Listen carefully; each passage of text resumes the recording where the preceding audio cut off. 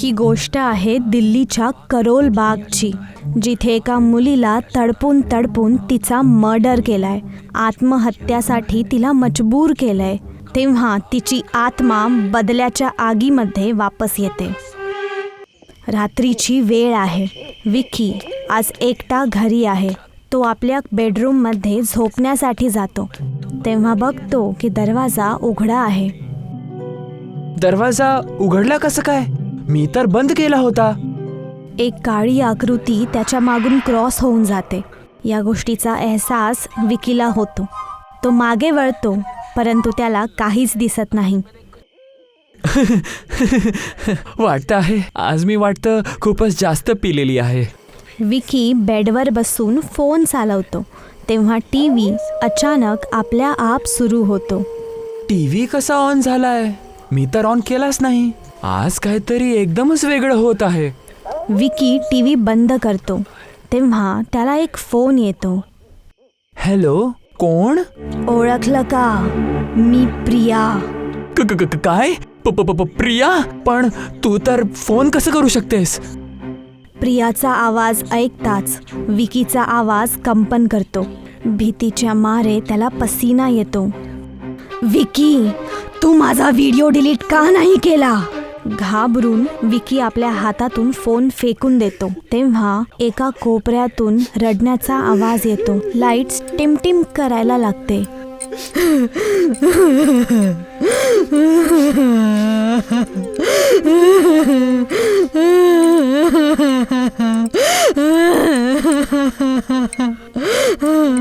विकी फोनच्या फ्लॅशलाईटने सगळीकडे बघतो.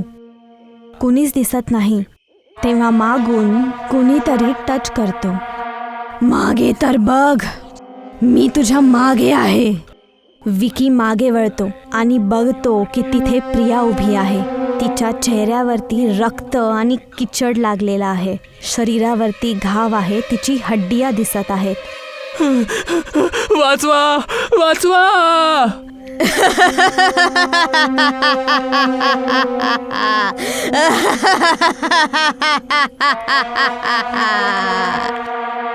प्रिया विकीच्या छातीमध्ये हात टाकते. छाती फाडून त्याचा दिल बाहेर काढते. विकी तिथेच मरून जातो. विकीच्या घरी पोलीस येते आणि देखरेख करते, परंतु त्यांना विकीच्या मर्डरचा काहीही पुरावा भेटत नाही.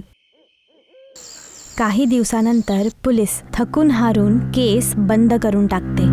विकीची चिताची राख अजून थंड नाही झाली. आता त्याच्या एका हफ्त्यानंतरची रात्र आहे. राहुल मेट्रो स्टेशनवरती एकटा थांबलाय. रात्रीची 11 वाजताची शेवटची मेट्रो आहे. तेव्हा अचानक त्याला असे वाटते की मागे कुणी रडत आहे. तो वळतो तर त्याला कुणीच दिसत नाही. कोणी आहे? कोण आहे? त्याला काही उत्तर मिळत नाही. थोड्या वेळानंतर राहुलला कुणाच्या तरी पैंजणाची आवाज ऐकू येते. हळुवारपणे असं वाटतं की ती आवाज दूर निघून गेली. राहुल ही अजीब गोष्ट पाहून घाबरून जातो. त्याचे शरीर भीतीमुळे घामाने भिजून जातो. कोण आहे? हिम्मत असेल तर समोर ये.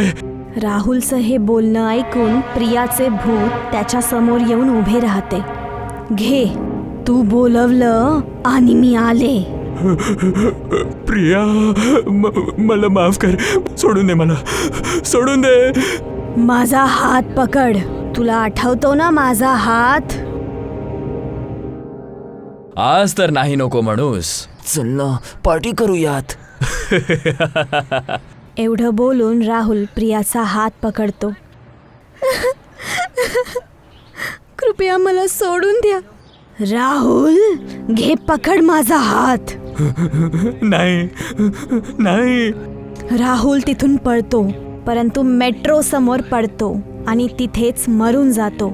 त्याची डोळे उघडे आहेत, जसे तो काहीतरी बघत आहे.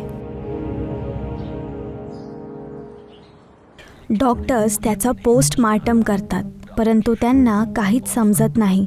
राहुलची फॅमिली आणि त्याचा मित्र नीरज हॉस्पिटल पोहोचतात. डॉक्टर साहेब, माझा मित्र सुसाईड तर करू नाही शकत. तुम्ही सांगा कसा मेला माझा मित्र. पोस्टमॉर्टमच्या रिपोर्ट्सनी असं माहिती पडत आहे की त्याची मृत्यू हार्ट अटॅकने झाली आहे. एका हफ्त्यात राहुल आणि विकीचा असा मृत्यू पाहून नीरजला समजून जातं की आता प्रियाची आत्मा वापस आलीये. तो दिल्ली सोडून आपल्या नातेवाईकांकडे निघून जातो. आज नीरजच्या नातेवाईकांकडे पार्टी सुरू आहे आणि नीरज आपल्या मित्रांसोबत बसून ड्रिंक करत आहे. तेव्हा नीरज तिथून उठून जाऊ लागतो. कुठं चालला आहेस? वॉशरूमला चाललोय यार. नीरज वॉशरूम जातो. तेव्हा अचानक त्याला वॉशरूमच्या मिररमध्ये प्रियाचा चेहरा दिसतो. तिच्या चेहऱ्यावरती रक्त आणि कीचड लागलेला आहे. तिच्या चेहऱ्यापासून रक्त टपकत आहे.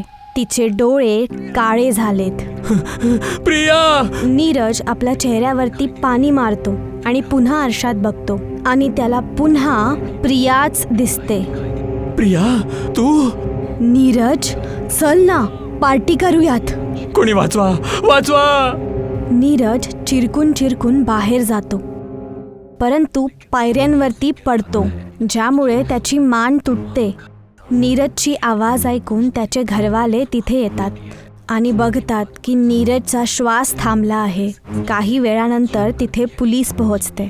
पोलीस या केसबद्दल चौकशी सुरू करतात. अखेरकार नीरजचा मृत्यू कसा झाला, हा ॲक्सिडेंट आहे की कोणी जाणून बुजून त्याला मारलंय.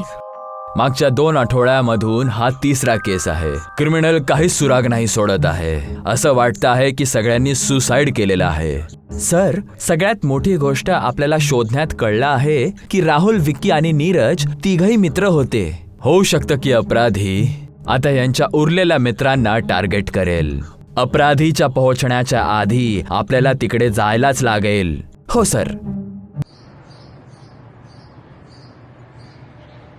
राहुल, विकी आणि नीरजचा वाचलेला एक मित्र लोकेशला पकडून पोलीस स्टेशनमध्ये घेऊन येतात. इथे लोकेश काही असं सांगतो जे ऐकून पोलीसवाले आश्चर्यचकित होऊन जातात. सर, माझ्या मित्रांच्या मृत्यूच्या मागे कोणत्याच किलरचा हात नाहीये. खरं तर प्रियाचा हात आहे. तू प्रियाला ओळखतोस? हो, मला सगळं माहिती आहे. माझ्याकडे तिचा फोटो सुद्धा आहे. हे बघा. अरे, हिनेच तर काही महिन्यांपूर्वी सुसाईड केलं होतं, आपल्या छतावरून उडी मारून. खरं तर हे आहे की आमच्यामुळेच तिने सुसाईड केलं होतं. प्रिया आमच्यासोबत कॉलेजमध्ये अभ्यास करत होती. ती खूप साधारण होती. लांब केस, चष्मा लावून नेहमी पुस्तकांमध्ये डुबलेली असायची. पण आम्ही लोक फायनल इयरवाले तिला टार्गेट बनवून ठेवलं होतं. अरे बेबी, चल ना, सोबत जाऊयात. किती क्यूट आहेस तू, नंबर देऊन टाक. कधी आम्ही तिला बघून गाणे म्हणायचो किंवा तिला रेल्वे स्टेशनपर्यंत फॉलो करायचो. प्रिया लाजायची, खूप घाबरायची, पण काहीच नाही बोलायची. घरवाल्यांशी खूप घाबरायची, कारण कुठे बदनामी झाली घरवाले कॉलेज पण जायला बंद करून टाकतील. पण एक दिवस आम्ही हद्दच पार करून टाकली. आज नाही नको म्हणूस, आमच्या सोबत चल, पार्टी करूयात. कुणी वाचवा. सर, प्रिया ओरडत होती, पण मेट्रोच्या आवाजात तिचा आवाज दाबून गेला. कोणीच तिची मदत नाही केली. ती तिकडून कशी तरी पळून गेली, पण घरी पोहोचता पोहोचता ती तुटून गेली होती. मग तिने त्याच रात्री छतावरून उडी मारून सुसाईड केली. सर, आमच्यामुळेच तिने सुसाईड केली होती. आता ती मला सुद्धा मारून टाकेल. मला वाचवा सर, मला जेलमध्ये टाकून द्या. आमच्याकडे न्याय भेटायला वेळ लागेल. जा, तीच तुझ्या चुकांची भरपाई करून देईल. रात्रीची वेळ आहे. पोलीस लोकेशला पोलीस स्टेशनपासून पळवून लावते. आता मी कुठे जाऊ? ती भूतनी मला सोडणार नाही. लोकेश घाबरत आपल्या घरी पोहोचतो. तो घाबरून आपल्या घरी बसलेला आहे तेव्हा लाईट निघून जातो. लोकेश मेणबत्ती लावतो. फक्त एक मेणबत्ती टेबलवर जळत आहे. कधी सरळ जळते तर कधी वाकडी. तेव्हा पायऱ्यांमधून खटखटची आवाज येते, जसे कुणीतरी नंग्या पायाने पायऱ्या चढत आहे. लोकेश पायऱ्यांवरती टॉर्च मारतो. आवाज तर सीडीवरूनच येत होती, पण सीडीवर तर कोणीच नाही आहे. तेव्हा लोकेश बघतो की अचानक भिंतींवर 2 हाताचे निशाण आहेत. आणि मग ते निशाण आपल्या आप वर सरकायला लागतात, जसे कुणीतरी भिंतीवर चढत आहे. काही क्षणानंतर मेणबत्ती अचानक विझते. सगळीकडे अंधार पसरतो. त्याच्या गळ्यावरती 2 हात येऊन थांबतात. त्याच्या आवाजावरून असं वाटतं की कुणीतरी त्याचा गळा दाबत आहे. सकाळी 6 वाजता शेजारी त्याचा दरवाजा तोडतो तर बघतो की लोकेश सोफ्यावरती बसलेला आहे. त्याचे डोळे उघडे आहेत आणि त्याच्या गळ्यावरती काळे निळे निशाण आहेत.